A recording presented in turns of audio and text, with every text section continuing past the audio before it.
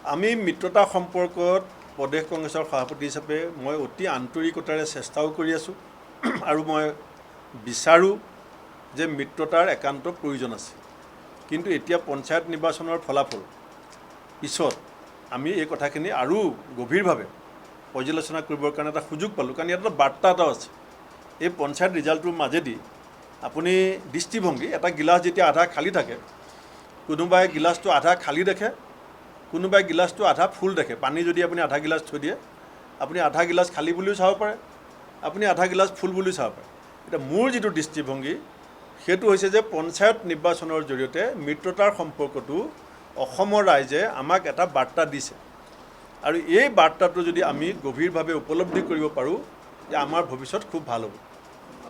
বহুত সমষ্টিত দেখিলোঁ যে ৰাইজৰ দলে ক'ৰবাত 3000 বা 4000 ভোট পাইছে বা 500 ভোট পাইছে। চাওক, এতিয়া মই গোটেই অসমৰ যদি সামগ্ৰিক ৰিজাল্টটো চাই, তেতিয়াহ'লে অন্য দলবিলাকে চব জেগাতে খেলা নাই। ক'ৰবাত ARDF খেলিছে, ক'ৰবাত ৰাইজৰ দলে খেলিছে, এনেকৈ ক'ৰবাত AGP লগত, এতিয়া আমাৰ ইয়াতে AGP লগত জিকিছে। গতিকে এইটো মই একে বহাতে কৰি দিয়াটো ঠিক নহ'ব। কিন্তু মই আপোনালোকক কথা দিছোঁ যে দলৰ মজিয়াত এটা নিৰ্মোহ পৰ্যালোচনাৰ পিছত আমি এই কথাবিলাকৰো উত্তৰ আপোনালোকক দিম। মিত্ৰতাৰ কাৰণে অখিল গগৈয়ে আপোনালোকক সময়সীমা বান্ধি দিছে যে ইমান সময়ৰ ভিতৰত আপোনালোকে সিদ্ধান্ত দিব লাগিব। মই আজিয়ে গোটেই কথাবিলাক ব্যাখ্যা কৰাৰ ইচ্ছা নাই, এইকাৰণে যে আমাৰ দলৰ এইটো পৰম্পৰা যে আমাৰ দলত এটা মন্থন হ'ব, এখন সভা হ'ব যে কিয় আমি এই ৰিজাল্টটো পালোঁ। কিন্তু তথাপিতো আপুনি সোধাৰ কাৰণে মই কৈছোঁ যে এতিয়া গোটেই পঞ্চায়ত নিৰ্বাচনত মুখ্যমন্ত্ৰীগৰাকীয়ে অকল এটা ব্যক্তিগত ইছ্যু লৈ পেলাই ইলেকশ্যন খেলিছে। ৰাইজে সিদ্ধান্ত লৈ ল'লে কালিলৈকে, মই ৰাইজৰ সিদ্ধান্তত মাত মাতিবলৈ অধিকাৰ মোৰ নাই।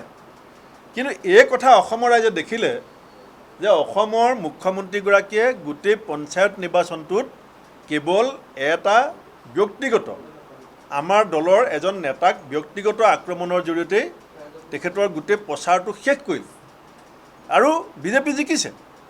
তাৰ অৰ্থটো এইটো হ'ব নেকি যে মানুহে 6 জনগোষ্ঠীৰ দাবীটো বাদ দি দিব, চাহ শ্ৰমিকৰ মজুৰি বিষয়টো ৰাইজে বাদ দি দিব, আমাৰ আন নিবনুৱা সমস্যাটো আৰু ৰাইজে আলোচনা নকৰিব, আমাৰ বিজুলী বাতি বিল বৃদ্ধি বিষয়টো ৰাইজে আলোচনা নকৰিব, আমাৰ অন্যান্য যিবিলাক সমস্যা আছে, দুৰ্নীতি, এই কথাবিলাক ৰাইজে বাদ দিলে? এইটো নহয়, এইটো নহয়। এইটো ইলেকশ্যনত ৰাইজে চাইছে যে সহজতে আমাৰ গাঁওখনৰ কামটো কোনে কৰিব পাৰিব। আমাৰ পঞ্চায়ত প্ৰেচিডেণ্টজন বা জিলা পৰিষদ মেম্বাৰজনৰ পিঠিখনত কাৰ হাত আছে?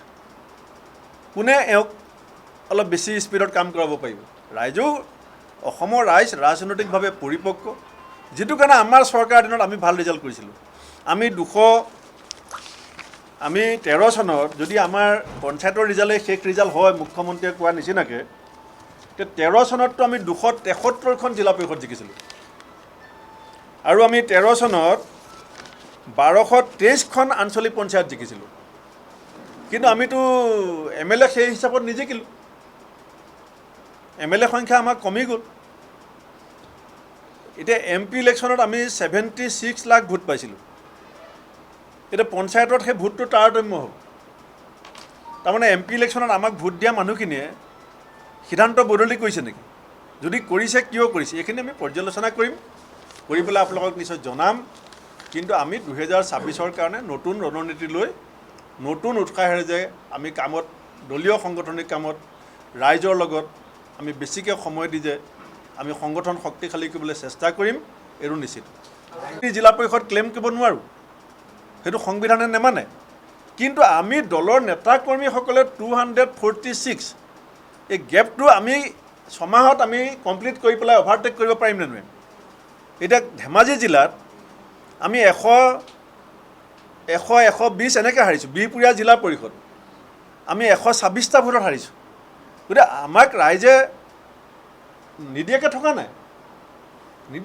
নাই, ৰাইজে দিছে। আমি পিছ পৰিছোঁ। এসময়ত বিজেপি পিছ পৰিছিলে, এসময়ত আমি AGPক হৰুৱাইছোঁ, আজি বিজেপি আমাক হৰুৱাইছে, আমি বিজেপিক হৰুৱাম।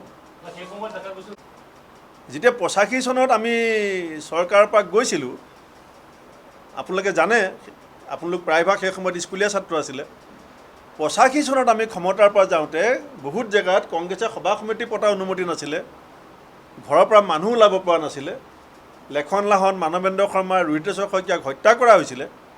তাৰপাছত কিন্তু 91 চনত কংগ্ৰেছ ক্ষমতালৈ ঘূৰি আহিছিলে। এতিয়া তেনেকুৱা পৰিৱেশ নাই।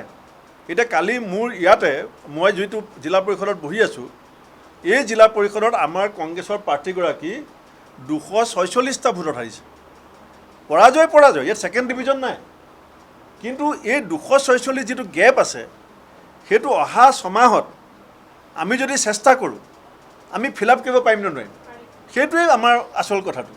হয়, বিধায়ক লৈ 15খন জিলা পৰিষদ লৈ বিজেপি দলে যদি জিকিম বুলি, যুঁজিম বুলি ক্ষমতালৈ আহিব পাৰে, একেখিনি কাম একেখন ৰাজ্যৰ আমি একেখিনি মানুহে কিয় কৰিব নোৱাৰিম?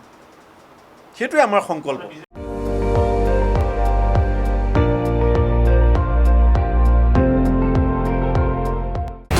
আপুনি চাই আছে ND24, সৰ্বশ্ৰেষ্ঠ নহয়, সৰ্বোত্তমৰ দৌৰ।